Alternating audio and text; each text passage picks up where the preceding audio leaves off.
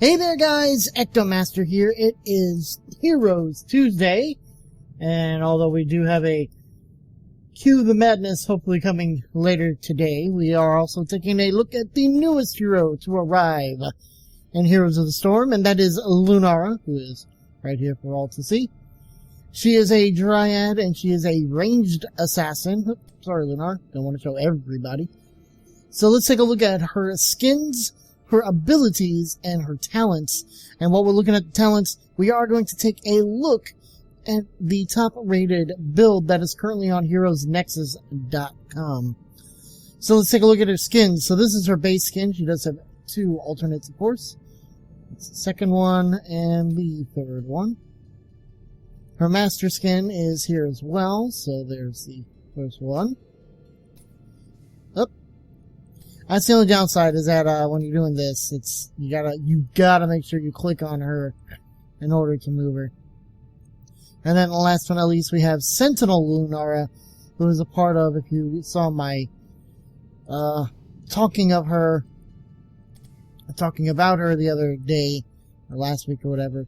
She is part of the Betrayer series with Betrayer Malfurion.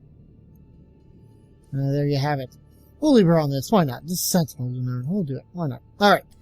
Her abilities. So as a ranged assassin, she has a medium difficulty.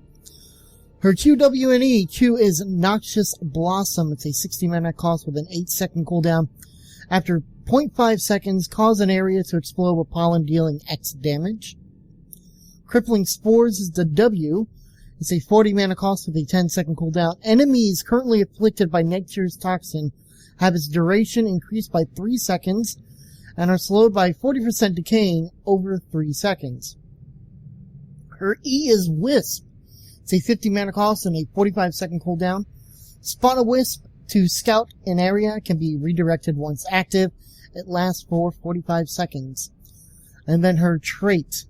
Her trait is Nature's Toxin. Your basic attacks and damaging abilities poison their target, dealing X damage a second for 3 seconds. Every additional application increases the duration by 3 seconds, up to a maximum of 9 seconds. And then, of course, like everyone, she has two heroics. There's Thornwood Vine. It's a 35 mana cost and a 15-second cooldown. Send forth vines that deal X damage to all enemies in a line. It can hold 3 charges. Then Leaping Strike. It's a 50 mana cost with a 20-second cooldown. Leap over an enemy, slowing them by 80% for 0.35 seconds, and attacking for X damage, and it has 2 charges. So there you have it. Let's take a look at her talents.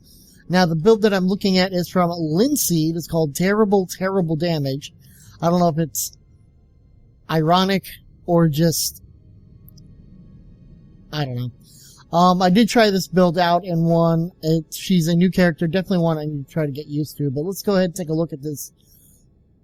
Her talents and her build. So, Blossom Swell increases Noxious Blossom's radius by 20%. Photosynthesis, Crippling Spores returns 8 mana per enemy hit, up to 40 mana. Natural Perspective, Nature's Toxin reveals enemies for its duration. And Cruel Spores, when Crippling Spores hits only minions or mercenaries, its cooldown is reduced by 80% and 20 mana is restored. Now for this build, as I had some weird choking thing, Natural Perspective is what it says to go with. At level 4 we deal with the Wisp, and mainly the Wisp. You have Nimble Wisp, increases Wisp movement speed by 100% and vision radius by 50%, that is. Time Lost Wisp. Wisp costs no mana, and its cooldown recharges 100% faster while no Wisp is active. Skybound Wisp. Wisp can see over obstacles and reveals the area 4 seconds after dying. And Dividing Wisp. The first time you relocate a Wisp, it leaves a copy of itself in the previous location. Only one Dividing Wisp can be active at a time. For this build, it says to go with Skybound Wisp. Oops, as I leave my email open. Sorry, guys. Do that too many times, I know. Level 7, we get another 4. I like how we're starting to see more specific builds and more, hey, these are all ones that just for this character. I think we started seeing way too many, hey, this kind of goes across the board to everyone kind of builds. So, first and foremost, you have Siphoning Toxin. As long as you have Nature's Toxin active on an enemy, you heal for X health a second. At 18, obviously, it builds up. Wild Vigor, using Crippling Spores, increases the damage of your next 4 basic attacks by 50%. Splintered Spear, using Noxious Blossom, causes your next basic attack to hit up to 3 enemies. And Nature's Culling. I'm sorry, I thought it said Calling. Increases Nature's Toxin's damage by 20% to non-heroic enemies. For this build, it says to go with Wild Vigor. Level 10, you get your heroics, and it says to go with Thornwood Vine.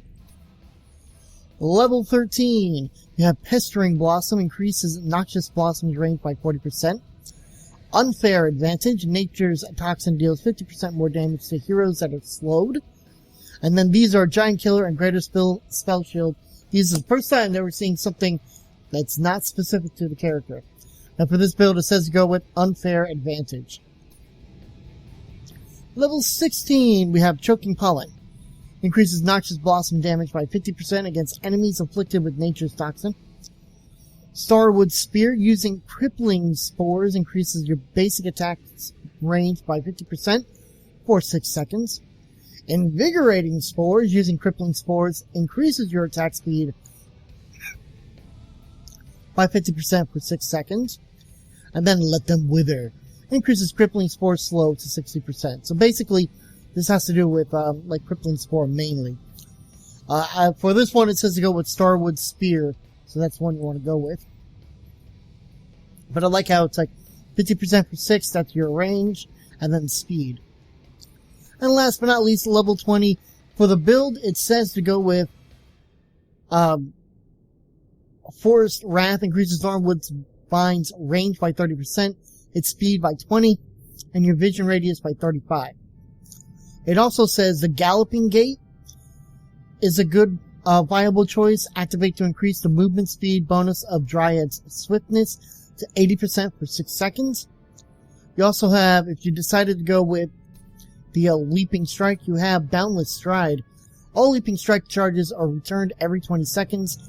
You can also use Leaping Strike on allies. And then there's also this Abolished Magic. Activate to remove all stuns, root, silences, slows, and damage over time effects from yourself and an ally for 2 seconds after the duration of stuns, root, silences, and slows is reduced by 50%. So there you have it. That is Lunara. Excuse me as I'm trying to fight not coughing here. Lunara with another hero spotlight on her. Stay tuned, because I do know there are new heroes on the way. Greymane has been shown, so we'll be taking a look at him when he arrives. And don't forget, there's more Heroes Tuesday this week. Or, well, today. And I am EctoMaster. I thank you guys for watching. Don't forget to subscribe, like, comment, favorite below. And as always, I will see you in the next round.